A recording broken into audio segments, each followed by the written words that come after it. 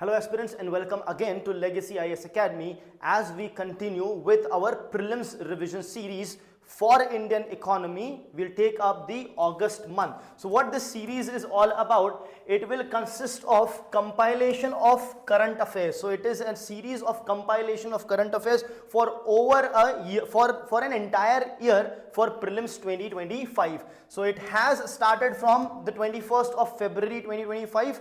Economics we have already covered May, June and July, and we'll be doing August now. Now this is all about the last 1 year's current affairs, which is of utmost importance for your prelims 2025. It will cover, of course, every subject of the prelims, right? I will be taking up economy, for example. The other faculties will be taking up various other subjects as well.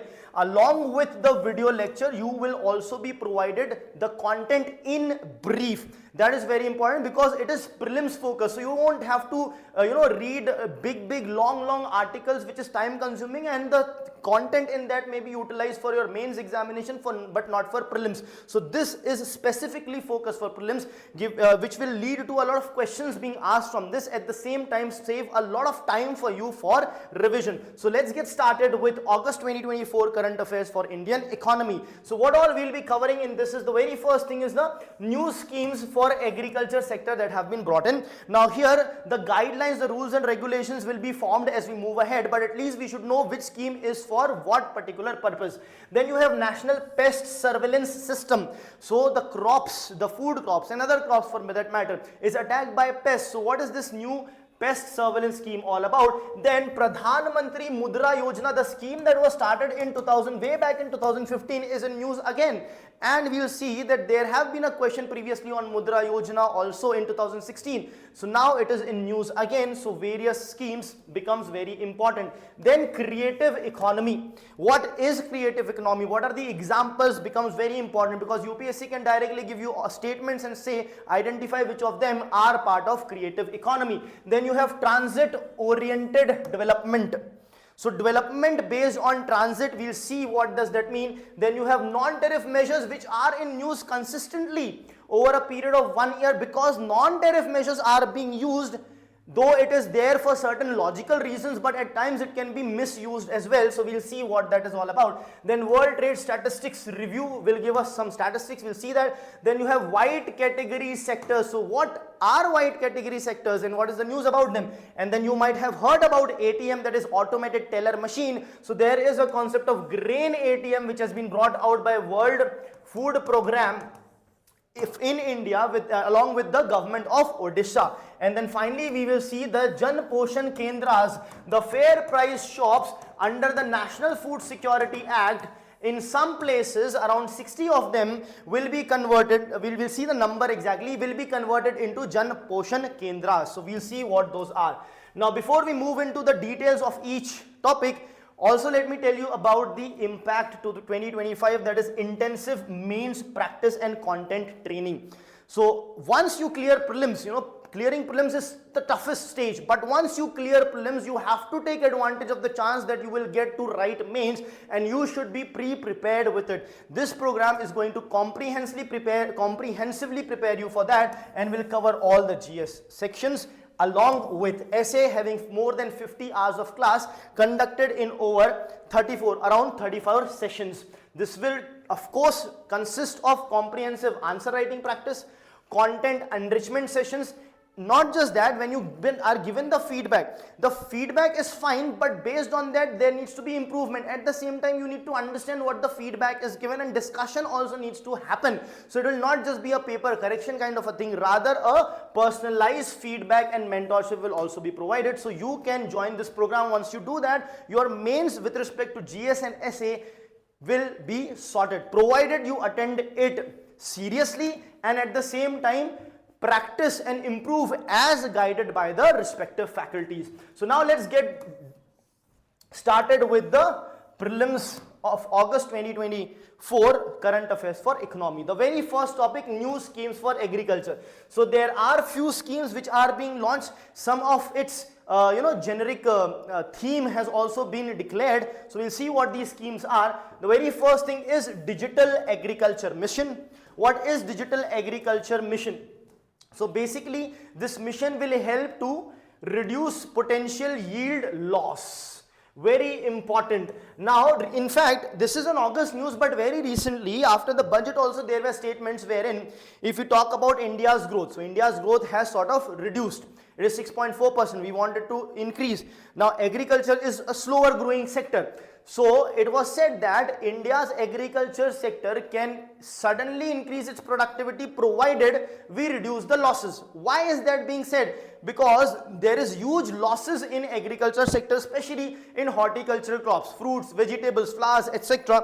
These are perishable items, in fact. So the food wastage here, or the wastage of crop here, is 20-30%.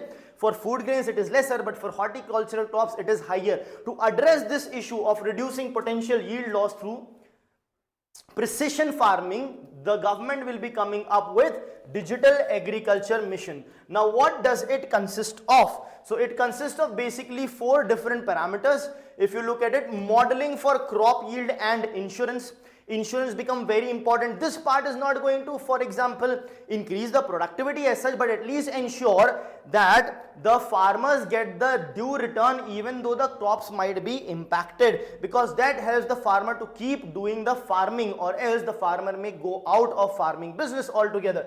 Then groundwater availability data, all that data will be seen, so that you can then map the proper crop in proper region. Then you have drought flooding monitoring. When you are monitoring that, you can be pre-prepared. So with the use of technology, you are making farmer more aware, more equipped to deal with this kind of things. And of course, the geospatial data and weather satellite which is there. One example of this is the Kisan TV, which keeps on giving you the weather details 24/7. Next is crop science for food and nutritional security. So this is a scientific scheme which will talk about food and nutritional security. So here, food security means development of high yielding, disease resistant and climate resilient crops. Why we are talking about development? We do have HYV seeds, but here the government is talking about developing such seeds, developing such crops indigenously in India, because when that is done, you know, it will be cheaper for the farmers, it will be our own indigenous thing, it can be better as well, and the government's effort will be there to not commercialize it, in the sense that, I'll give an example. For example, companies like Monsanto provide us high yield variety seeds. Now these seeds are such that once you sow it, whatever seeds come out of that crop, you cannot sow it again because it is infertile, it will not germinate. So that tendency is kept so that Indian farmer keeps on buying from multinational organization over and over again. If Indian government is researching or providing research benefits or support, we may not be doing that. That's point number 1. Unless and until a private company comes up with it, they may still do it. At the same time, will be cheaper, we don't have to import, right? All those things will help us have more yield. Now this high yield, disease resistant and climate resistant is with respect to food security. When it comes to nutrition security, you are talking about biofortification.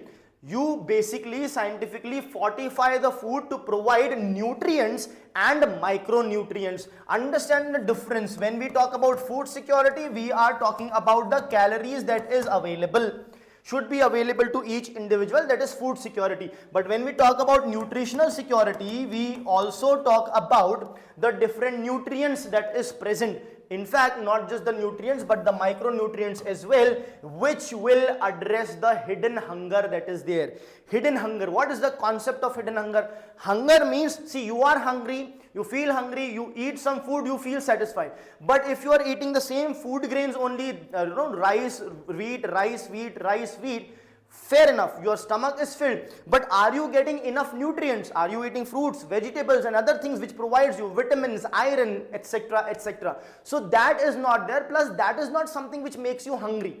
The deficiency of calorie makes you hungry, but the deficiency of nutrients will make you weak, make you malnourished, etc. So that hunger is not expressed or visible or felt. That is why the hunger of micronutrients is known as the hidden hunger. It will address that as well. Then you have strengthening of agricultural education, management and social sciences. Why this will help us when you have education, development of social sciences and management, it will help understanding of rural development theories, understanding of the development of the rural area. So it will help basically the policy formulation with proper understanding and education. Then you have strengthening of Krishi Vigyan Kendras. Vigyan means science, Kendra means center, Krishi means agriculture. So this is agricultural science center. It will of course make technological products more easily available, more technology more easily accessible. Dissemination of technology will be easy if you develop Krishi Vigyan Kendras. Then you have sustainable livestock health and production, which focuses specifically on dairy production. So this dairy production focus becomes important. This can be a point based on which questions will be asked. Then you have Union Ministry of Agriculture launching. Now those were the agriculture scheme which was launched. We have seen that. Now this is also in the agriculture domain only, but it is not, we have not taken that under the new schemes that is being launched, but this is also related to agriculture. Why? Because it is pest surveillance scheme. Pest affect what? The agricultural crops, right? So this is also under that. And as you can see, Union Ministry of Agriculture has launched this particular scheme, which is an AI based platform. So this scheme is nothing but a platform that has been launched, which is known as the National Pest Surveillance System, NPSS. Now what will this do? This will help connect farmers with agricultural scientists and experts on controlling pests. So this is a platform which you can use to connect with the experts and get to understand what are the kind of pests that are harmful, in what way, how to control them. So awareness and better way of managing them, because there can be different pests and there are pesticides, but some of the pesticides may not work on someone. There can be multiple types of pests. So what is the most efficient way to deal it? Is there a organic or the traditional way to deal it without the use of chemical pesticides, so on and so forth, which will make the task of the farmers quite easy. Now what is the aim? Of course, the dependence of farmers on pesticide retailers will be reduced. So the amount that they are spending on buying pesticides and using them will be of course reduced. Now the agency involved is Directorate of Plant Protection, Quarantine and Storage, and ICAR, that is National Research Center for Integrated Pest Management, ICAR NCIPM. This is one organization and this is another organization, and it has been launched by Agriculture Ministry. So these three organizations is what you should know. Now what are the components that are involved in the pest management system? One is cultural pest control. So rotation of crop. How does rotation of crop help in pest control? See, if you are growing the same crop over and over again, that crop will be visited by the same pests over and over again, and they will, whatever pesticide also you are using, if you are using the same, they may become, some of them will die, some of them may become resistant to that pesticide and will be thriving on that particular crop over and over again. And since over and over again they are visiting, they are adapting also to the pesticides as well. But if you keep rotating the crop, the pest which you have X crop, then Y crop. So the pests which harm X crop, which thrive on X, may not thrive on Y. So the next time they won't visit. So their adaptability will not improve, as a result of which crop rotation can help. Then you have physical or mechanical control. Physical or mechanical control means physically removing the pest from the farm. Then you have biological control, basically natural, let's say augmentation and conservation of natural enemies of pests. What does this mean? Basically the pest can be eaten by some other insects, for example, and these insects would not be harmful for the crop, right? So let's say pest is there, a pest named A is there, but an insect named B eats it up. This pest was harmful for the crop. This insect is not harmful for the crop. So this is another method which you can do, biological method. It is completely natural. And then of course you have the option of chemical control as well, using chemical pesticides. This is the last resort. It is used, it should be used as a last resort. But generally what happens, we start using this only. Why? Because the availability of knowledge of these things may not be available as to which pest, which insect can help, so on and so forth. Now the connection between farmers and the experts will help to give knowledge to the farmers to utilize these steps also, and this can be used as a last resort. Now coming on to Pradhan Mantri Mudra Yojana. So under Pradhan Mantri Mudra Yojana, it was said that the loans will be given, small amount of loans will be given, and the scheme consisted of 3 levels of loan, that is Shishu, Kishore and Tarun. Shishu loans where the smallest amount of loans, then some amount higher is Kishore, and then the highest is Tarun. Now there is one change that has happened. This is August 2024 news. Now there is one change that has happened even before that. In fact, in budget 2024-25, the change was that since this Yojana consisted of Shishu, Kishore and Tarun, and under Tarun you got the highest amount of loan up to 10 lakhs. Now the government in budget 2024-25 has increased the limit, and now under Pradhan Mantri Mudra Yojana you can get loan up to 20 lakhs. Loan up to 20 lakhs.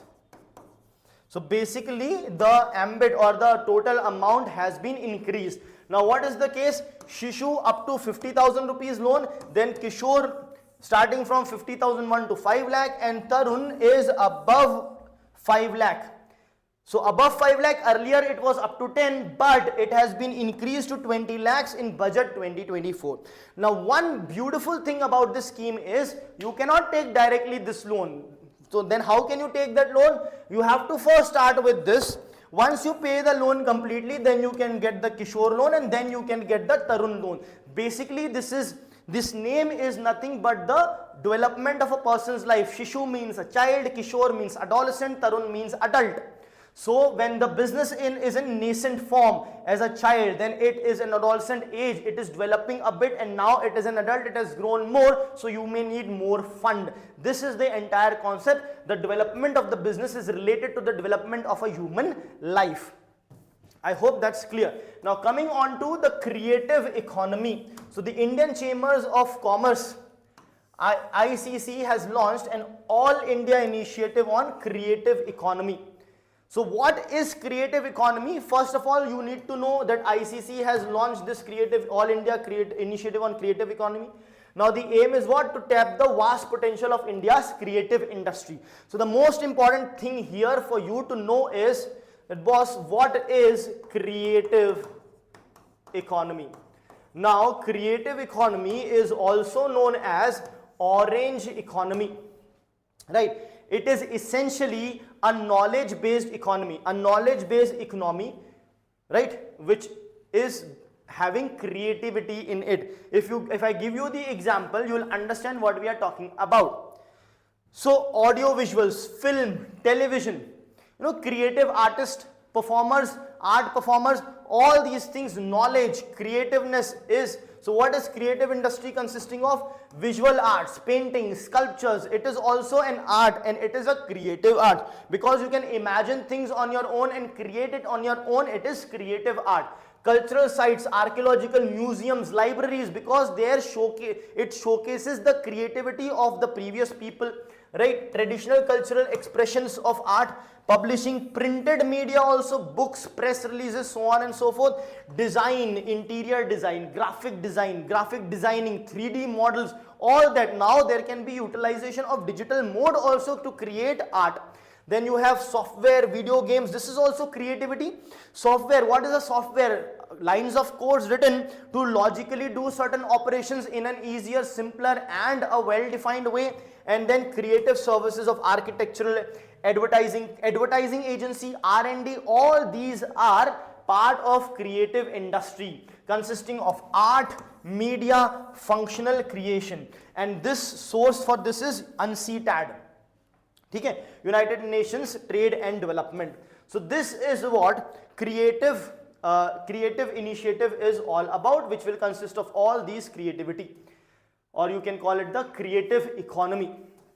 Now next is transit oriented development. What is transit oriented development?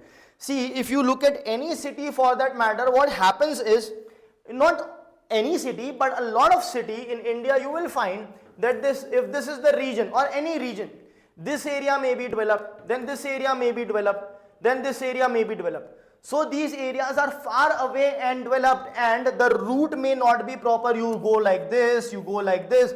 So transportation is not possible. The development is also scattered. So what is transit oriented development? Transit oriented development means that the development of the city should happen based on the traveling pattern, based on the road, the transportation or the transit. Means what? If the road is going like this, here you should have one development, densely development area. You go a bit further, you have another development, another development. So what happens is, the two development areas are not far, and this one development area which is there here, everything is within the radius of few kilometers only. You don't have to go quite far. Sometimes it so happens that we are living so far away that to go to a good mall, you have to travel 10-15 kilometers. Right. Of course, in big cities there will be mall left, right, center. If you talk about Bengaluru, there are so many malls that you will find it everywhere. But if you talk about tier 2 cities, that may not be the case. You will have to go to 8 kilometers away to have that. So that densely developed region should be there on the transit path of people traveling. So after every few kilometers, you have a densely developed area. So what development means? There will be various centers, sports activities, education, health, entertainment, everything would be made around. So this is a proper diagram of it. So this is a transit stop. Transit stop means, let's say if you are going through public transport, that bus or train or metro would be stopping over there. Let's say the bus stops over here in this transit spot. This is accessible transit, accessible through public transport as well. The distance is just 1000 meters, just 1 kilometer, and there is almost an overlap. This development area ends, a new one starts, right? This is the second one, this is the third one. Now this is the route of transit, how you are traveling. Okay? I hope that is clear. So this is connectivity is basically present over there, and you don't have to travel far away for getting any services whatsoever. Now, this kind of development which we saw will be possible in the cities which is yet to develop and has a very more huge room for development, so that it can be developed in a systematic way. The cities that are already developed might have developed in a systematic way, some may not. So it will be difficult to develop them, but this approach can be taken. Then you have non-tariff measures. Non-tariff measures are in news. What are non-tariff measures? See, tariff measures, this is related to the import-export or the foreign trade. So there are tariff related measures, means imposing custom duty, import tariffs or countervailing duties on imports from other countries in order to ensure that the indigenous industries are not hampered, that the imports do not become too cheap, that people do not dump their goods and services onto us. Because of that, there are custom duties, etc. Now, this is to avoid dumping. What is dumping? Some government may provide some subsidies on their products, and the company of that country will sell that products to India, and it will be very cheap in India, because let's say, take an example for China. Let's say China is providing huge amount of subsidy on product X. Because of this, the production cost of this X was rupees 1000, but 500 rupees subsidy is provided. So now the production cost is just 500. So the Chinese company can sell it in India at 550 rupees only, which will be very cheap, which will hamper India's own industries. So what will India do? India will impose a custom duty or countervailing duty of 100%, which will make this equivalent to 1100 rupees. Increase the cost. So this is custom duty, right? This is a tariff barrier for the imports we are taking from other country. But there can be non-tariff barriers also. Non-tariff barriers are also, in that also there can be impositions of certain duties, but not because there is an import related or trade related issue. It can be due to sanitary and phytosanitary issues, issues of hygiene, issues of toxicity, issues which is not related to direct trade but non-trade related issues. Such duties, such measures are non-tariff measures. Now non-tariff measures, you have the right to impose non-tariff measures in certain situations, yes, but it has been seen recently that some countries are using non-tariff measures even though there is no logic or rationale behind that. Of course, there are many countries who do that. So India is the second largest user of non-tariff measures. This is what the report is all about. Now that does not mean that we are using it wrongly or in bad faith, right? It not necessarily means that, but the fact remains that India is the second largest user of non-tariff measures in 2023 as per WTO's Tariff Profiles Report of 2024. This is important and should know what non-tariff measures are. They are defined as policy measures other than ordinary custom tariffs that can be potentially detrimental to the international trade. So it is other than the customs that are imposed. If you are imposing some other duties, that will be non-tariff. Generally they put it as sanitary, phytosanitary, hygiene issue, this issue, so on and so forth. Next is World Trade Statistical Review. Now in this review, India has retained its 8th position in global agricultural exports in 2023. Now this is a review of 2023 which was released in 2024, so the 2024 one will come later, so this becomes the very relevant for us for 2025 prelims. India has retained its 8th position. India ranked 18th in merchandise exports and 7th in services exports. So of course, as we can see, in services sector, India is doing well than in merchandise. Now China, USA and Germany remain the top 3 merchandise exporters. So China is first, US is second, Germany is third. You should remember these numbers. Now let's talk about the white category sectors.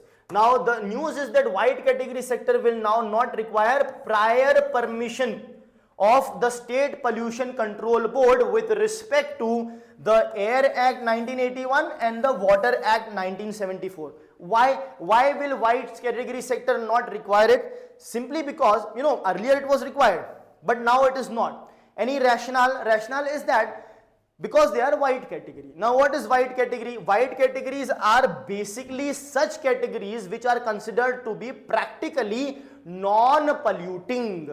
So practically non-polluting sectors are known as white category sectors. These are wind and solar power generations. They are renewable energy generation. There is no pollution as such, as a result of which they are known as white category. So white category sector are non-polluting sector. I hope that is clear. Next is the Grain ATM. So automated teller machine. In ATM generally what do? We go to the ATM, swipe the debit card and take out cash. Now this is the Grain ATM. So what will come out of it? Grains will come out of it. And instead of ATM card, what you have to use? Your biometrics. You use the biometrics, a predefined number or amount of grains will come out based on your National Food Security Act. It will be implemented for providing food grain in the National Food Security Act, right? So this is done based on, now this will not be implemented throughout the country, but it is being tried now by the World Food Program and Government of Odisha. So it has launched the 24/7 that Grain ATM will be on. 24/7 Grain ATM in Bhubaneswar. So India's first 24/7 Grain ATM. What is the name? The name is Annapurti. So a direct question can be there. Which of the following best describes Annapurti, or what is Annapurti? So it is India's first 24/7 Grain ATM. Of course, it will provide food grains to the beneficiaries under the National Food Security Act. What is important about Annapurti? It is made in India, of course, and it dispenses the type and quantity of the food grain selected based on your eligibility under the National Food Security Act. One important thing is that it is energy efficient and can be connected to solar panels also for automatic refilling. So can work on solar panel generated electricity. Also at 2022 WFP Innovation Awards, it was recognized as one of the WFP's top 5 innovative solutions for disrupting hunger. right? So it is an innovative thing, but the major part of disrupting hunger is the National Food Security Act, but this automates it, it makes it more efficient. Next in is the Jan Poshan Kendras. So presently you have fair price shop, and there are fair price shop owners who give you the ration. Now the government is going to allow them to sell other products as well to the people who are coming to buy, to take the ration from them. Because of which, what will happen, the income of these fair price shop owners will also increase. It will make them, less inclined towards doing corruption and all those leakages, etc. At the same time, the people who are coming for food grains were getting only food grains, only calorie requirement, but nothing much about the nutritional side. So some of the products which can be nutritional based can also be sold by these FPS shop owners, which will help in improving the nutrition as well. So basically, Union Ministry of Consumer Affairs, Food and Public Distribution have launched this pilot project. Pilot project means they are doing it on a trial basis. Okay? So it will transform, as I said, 60 fair price shops into Jan Poshan Kendras. So what will Jan Poshan Kendras do? They will offer diverse range of nutrition rich food which will be sold. It will not be included additionally in the NFSA, but will be sold or can be provided by the fair price shop owners to the people. Okay. So this is a very good thing because fair price shop is already present. So you don't have to have an additional establishment. You are utilizing the already existing network that is there. You can do it in the remotest of areas as well, so on and so forth. Now let us look at the questions. We'll look at the PYQ that was asked, at the same time the type of MCQ that can be asked. So let's look at the PYQ. This was in the year 2016. That's when I gave my prelims paper and fortunately cleared it. So what is this Pradhan Mantri Mudra Yojana? Pradhan Mantri Mudra Yojana is aimed at bringing the small entrepreneurs into formal financial system, providing loans to poor farmers for cultivating particular crops, providing pensions to old and destitute persons, no. For particular crops, no. Funding the voluntary organizations involved in the promotion of skill development and employment generation, no. So what is it? Bringing the small entrepreneurs into the formal financial system. That is the correct answer of Pradhan Mantri Mudra Yojana. Now what kind of question can be asked further? Let's stick with Pradhan Mantri Mudra Yojana itself. Consider the following statement. Statement 1, loans, it gives loans to the non-corporate, non-farm, small micro enterprises. Non-corporate, non-farm, yes, that's correct. So 1 is correct. Now since 1 is correct, this will not be correct, this will not be correct. The second statement is maximum amount of loan is financed by the Kishore category. No, absolutely not. See, the smallest in is under Shishu. Then in Kishore, it is the second, it is between, and the highest is under Tarun. So highest is under Tarun, lowest is under Shishu. So it is a saying maximum amount of loan is financed by the Kishore category. No, absolutely wrong. So since this is wrong, this becomes wrong, and the correct answer is A1 only. So be prepared for such kind of questions. And in 2016 there were too many questions on schemes. Government schemes become important, but after 2016 still there have been questions. 2016 I think had 5-6 questions on schemes, right? It can make a huge comeback and too many schemes can be asked, right? So we don't have to worry. We have to cover all the bases, cover all the important schemes in news, schemes mentioned in budget, schemes mentioned in economic surveys, so on and so forth. And anyhow, since we are covering every current affairs news throughout the year, all those things will also be covered. So stay tuned with Legacy IAS Academy channel, YouTube channel for more such lectures. Thank you.